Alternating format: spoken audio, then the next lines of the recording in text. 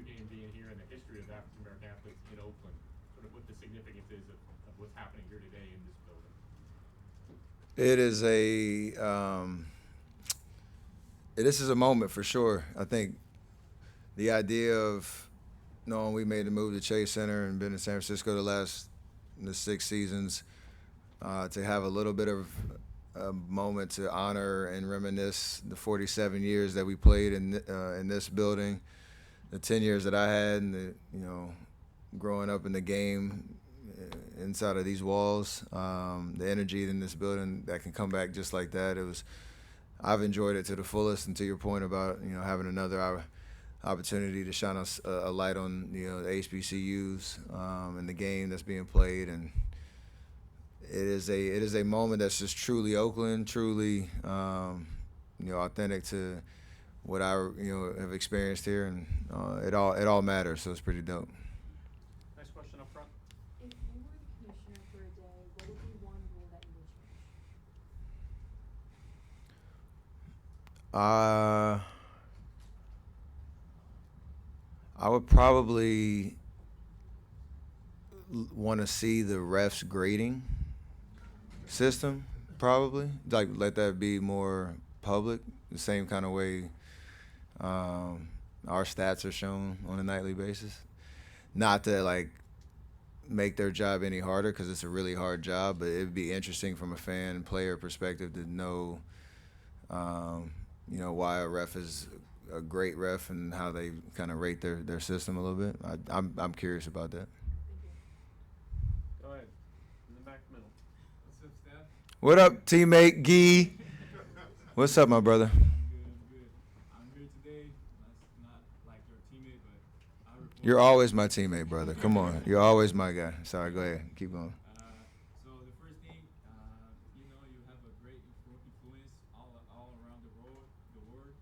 So for you, like, which advice will you give for a kid that came from Brazil, like me, I came from Brazil 3 years ago. See you for the first time was like a dream for me. Now we're a teammate. I'm on the court helping you. And like, what kind of advice you give to a guy from like overseas that want to make to the NBA? To watch as much basketball as you can.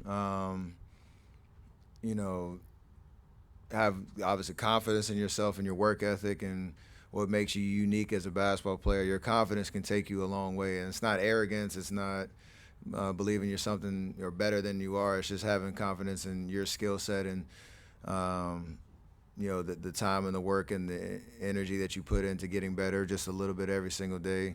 But the more that you can watch basketball and be in environments where you're playing against people that are better than you to challenge you and test you and expose you a little bit, that can help you climb the ladder and hopefully opportunities on the other end of it. David Manon, back. Steph, Christmas Day, we're in San Francisco. You guys and the Lakers are both hovering around 500, and kind of the conversation is, I don't know, are we going to get to see Steph and LeBron James playing for competitive teams to the end of their careers? We're a couple months forward, and you guys got Jimmy and are on an upswing. Lakers up again. Doncic was playing well. Like, what have you learned about how things can change in this league and the patience that how it can pay off to maybe not react in the moment because there could be something around the corner. I think the biggest, well, we've all learned recently how quickly things can change in this league. Some of the unexpected happening, the patience or the like assessing where your team is and what can actually make you better, how far that gap is. That's why there's GMs and player personnel groups and advanced analytics and all that. Because from a player's perspective, like we obviously know the game, see the game, feel the game, and have a certain opinion about how competitive or how you can be competitive. But that's why everybody gets paid to do their job, and every team is trying to figure out how to make the necessary moves to, if your goal is to win a championship, to do that. And obviously ours and like you said, the Lakers and plenty of other teams are trying to do that on a daily basis. So it's for us as players, you just do your job and make sure you're staying prepared and healthy and available and handling our business. But that's why they're the folks upstairs that are relied on to make those tough decisions and try to do their job the best they can. Fourth row on the right. So at this point in your career, your legacy is pretty secure, but on this occasion, having the All-Star Game in Oakland and San Francisco, does this feel at all like the culmination of everything in your career to this point? How do you reflect on this moment? It's weird. The more I get asked the question, it's like the more you talk about like the reflection of the last 16 years. I think I've been it makes me more comfortable acknowledging like, yeah, this is a cool like celebration and ceremony of like, being in this arena. The first time the Bays hosted the All-Star Game since 2000. What the experience is like at Chase, but you can't necessarily, for me, even allow the celebration of it to take your foot off the gas pedal on what I'm still trying to accomplish out there on the court. So it's an interesting balance because you don't want it to. I think I made a reference to like Coming to America too, where they had like the live funeral thing and like everybody's celebrating you, but you're still there like witnessing it. I don't want it to be that at all, but you do want to celebrate it to some extent for sure. Right here in the front. Steph, you signed Malaysia Huawei to Curry Brand. Fans were really excited about that signing when you did it, particularly many in the LGBTQ plus community because of representation. I was wondering why Malaysia was the first collegiate athlete who signed to Curry Brand, and does representation at all factor into the athletes you target for Curry Brand athletes?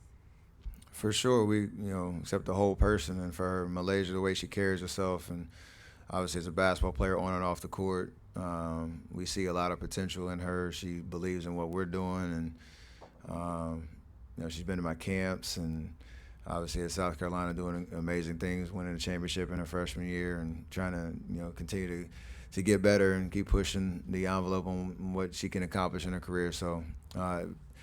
As you build out, your roster, you want to have, just good people that truly understand. One, they want to be great on the court. Two, they stand for something, represent something off the court, and always looking for ways to impact the community. And she checks all those boxes. Third row over here. Steph, amazing to see you here. For us Dutch people, I'm from ESPN, the Netherlands. It's very cool to see Quinten Post. What can you tell us about him, and how is he as a teammate? He's taking full advantage of his opportunity. A lot of reps, getting better every single day, trying to figure out, how he could be prepared for when his time came to try to crack our rotation.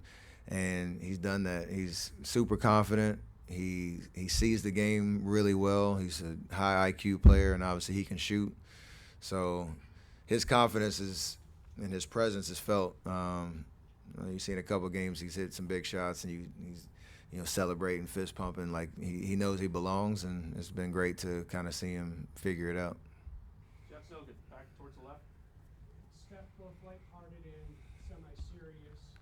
What responsibility do you feel for winning the game of basketball with the three-point shot? And then, on the serious note, when you hear this conversation, what goes through your head given what the three-point shot has meant to you and what you've meant to that shot? Yeah, Mark Jackson coined that phrase back in, was that 2014, 15, something like that, talking about walking into high school, middle school gyms and just seeing kids run to the three-point line.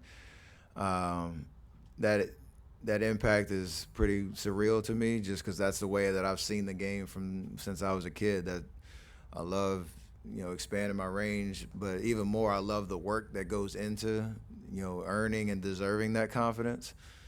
And that's the message that I preach all the time is I want everybody to be inspired to, if you love basketball, to be able to shoot and get better and stretch your range, shoot, 5, 10 feet outside the three-point line. Like, would love you to be inspired to do that, but you also got to work at it too. So like the ruining the game thing it's just a charge and a challenge to, if you want to do that, then get in the gym, get your reps in, and earn it. So I don't have any problem with guys and teams shooting a lot of threes.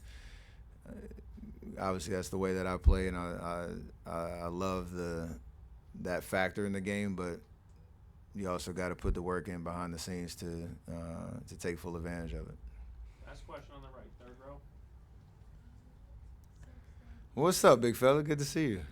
Yeah, it's been a long time. Yes, sir. Actually, I have 2 questions. First question is, if you had to give your 12-year-old self some advice, what would that advice be? Stay true to yourself. Find joy in everything that you do, because that'll carry you a long way when life throws a lot of challenges and hurdles at you. You got to find the fun in life. The second question is, for like youth basketball in the Bay Area, do you have like a plan to make it better? Yeah.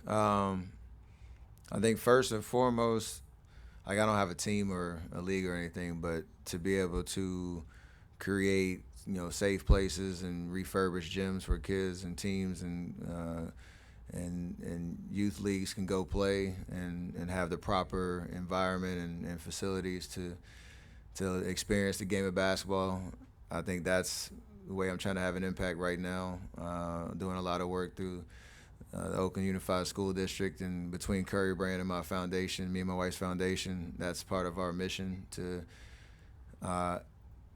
on top of that, increase middle school sport participation, which is going the wrong way. We want to get kids more active and more engaged, because sports can teach you so much about life, and giving them the right facilities, the right equipment, training coaches the right way. That's how we want to be involved, and I think we're off to a good start there. Great questions, though. Great to see you all grown up. Thank you, Steph. Wanna try to boast at what I look like.